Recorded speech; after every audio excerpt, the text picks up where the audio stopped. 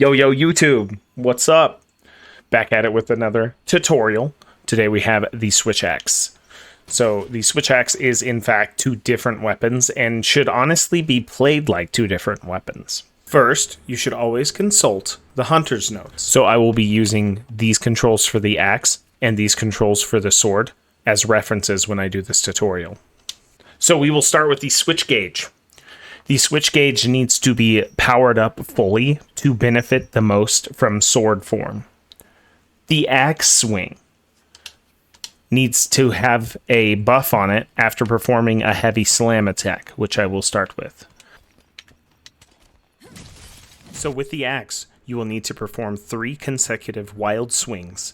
You'll see your character glow a red, and that can prompt you to perform a heavy slam during any other axe swing or right now. This will catapult you into a vertical wheel and power up your axe's tripping capability and resist you against knockbacks. Usually, if you are in your axe form, you should use the axe form to trip a monster or use this time to weaken a part. The sword form recharges over time and it will be responsible for the majority of your damage. After any wild swing, you can immediately morph into your sword and perform the wild morph slash, which does do a lot of damage, and if you want to go to sword form, this is the best way to do it. The most damaging combo out of the sword is the Heavenward Flurry, which is 2 overhead slashes followed by 2 double slashes. When your sword gauge is fully charged, every slash you do, your file does that type of file damage as a bonus. Here I have an element file, but there are other types. When your sword gauge is fully charged, you can perform the element discharge. This does bonus explosions. You can release it early and it won't discharge the entire file, but if you do, you'll get a nice explosion. However, your recovery time is quite substantial and you can get smacked in the face or lose damage because you discharged the entire file. It's important to note that there's a time and place for the wild swing, and if you just become a wild swing monkey, you're gonna get smacked out of all of your combos. In the middle of a combo, if you press back and wild swing, you will fade slash backwards. This is a good tool to use to get out of a monster's reach and reposition yourself. Any attack when in sword mode will fill up your sword gauge. The overhead slash doesn't fill it up as fast as the double slash, but use each one when the time requires you to use it. If while you're performing the element discharge, the opportunity arises, you can clutch claw the monster in the middle of the discharge before you finish the discharge.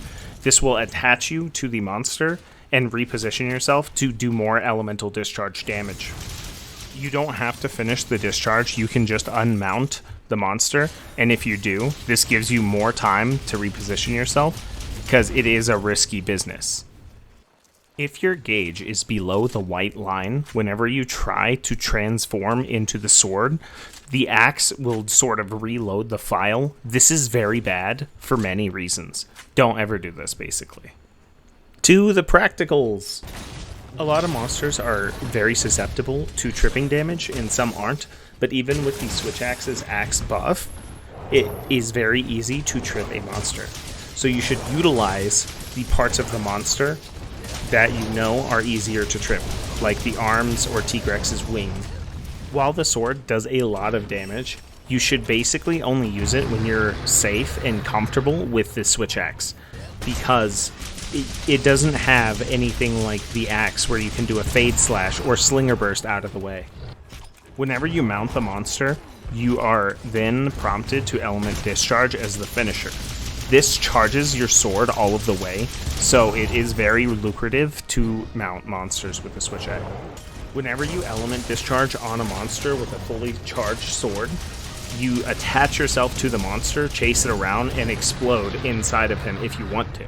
You can also choose to just dismount and keep your sword gauge. Every time you attack the monster, it does explode and do a tick, but you use some of the white part of your sword gauge, and then when it goes beyond the white line, you automatically go back into axe form.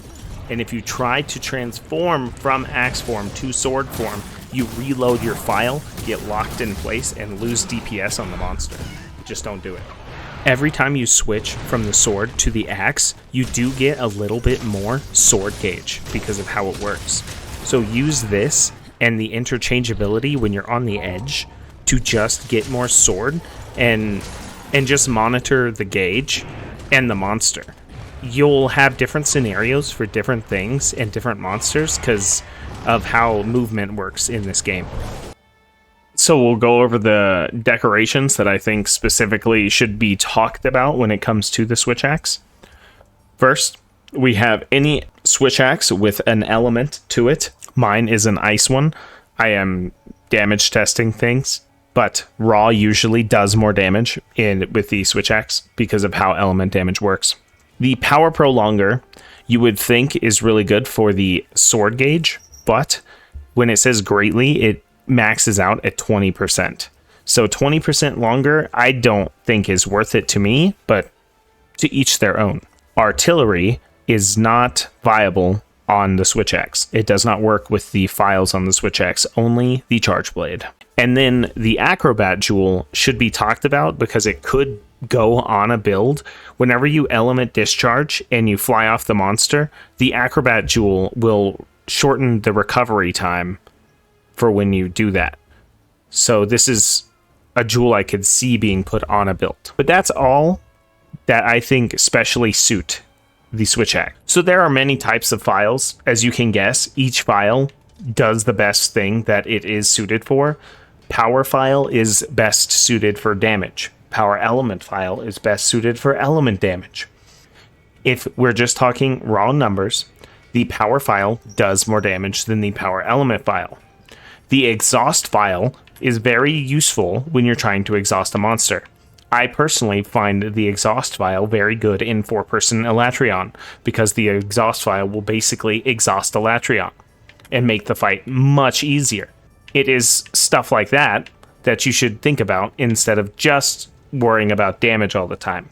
Yes, you will do less damage if you equip, say, a poison file or a exhaust file, but like most things, as long as you are able to complete your fights within a timely manner, enjoy what you want to enjoy.